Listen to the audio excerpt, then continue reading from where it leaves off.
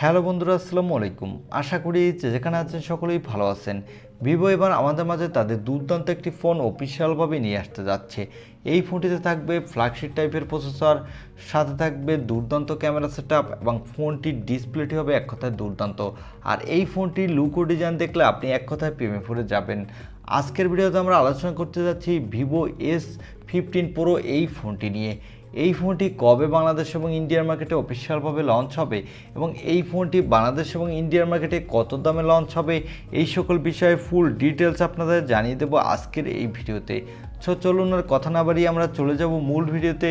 তবে মূল ভিডিওতে যাবার আগে আপনার কাছে ছোট্ট রিকোয়েস্ট, আপনি যদি আমাদের চ্যানেলটি প্রথমবার ভিজিট করে থাকেন তাহলে প্লিজ আমাদের চ্যানেলটি সাবস্ক্রাইব করে পাশে থাকা বেল আইকনটি প্রেস করে রাখুন। আর অলরেডি সাবস্ক্রাইব করে থাকলে থ্যাংক ইউ সো মাচ। প্রথমে আমরা এই ফোনটির লুক ও ডিজাইন নিয়ে কথা বলবো। এই ফোনটির ব্যাক সাইডে দেওয়া হচ্ছে গ্লাসের প্রোটেকশন এবং এই ফোনটির বডি ফ্রেমটি হতে যাচ্ছে অ্যালুমিনিয়াম এবং এই ফোনটির সামনে দেওয়া হচ্ছে একটি মিডল পাঞ্চল কাটিং কার্ভ ডিসপ্লে। আর এই ফোনটির নিচের দিকে পেয়ে যাবেন ইউএসবি টাইপ সি এবং স্পিকার।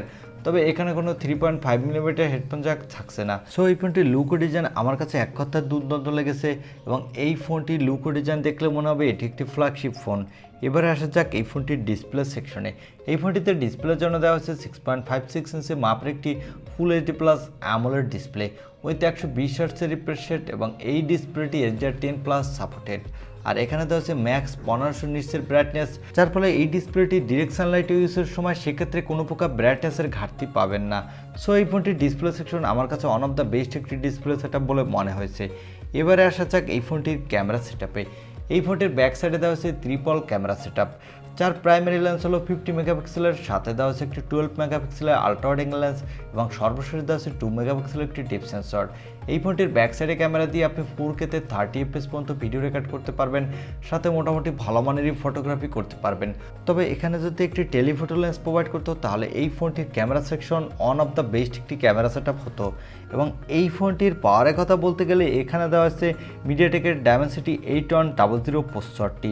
এই প্রসেসরটি একটি 5 ন্যানোমিটার আর্কিটেক্টে বিল্ড এবং এই প্রসেসরটি দিয়ে আপনি PUBG, Free Fire, Call of Duty, Asphalt 9-এর মতো গেম হাই সেটিংসে আল্ট্রা মোডে স্মুথলি প্লে করতে পারবেন কোনো প্রকার ল্যাগিং ইস্যু ছাড়া, সাথে দুর্দান্ত মাল্টিটাস্কিং করতে পারবেন।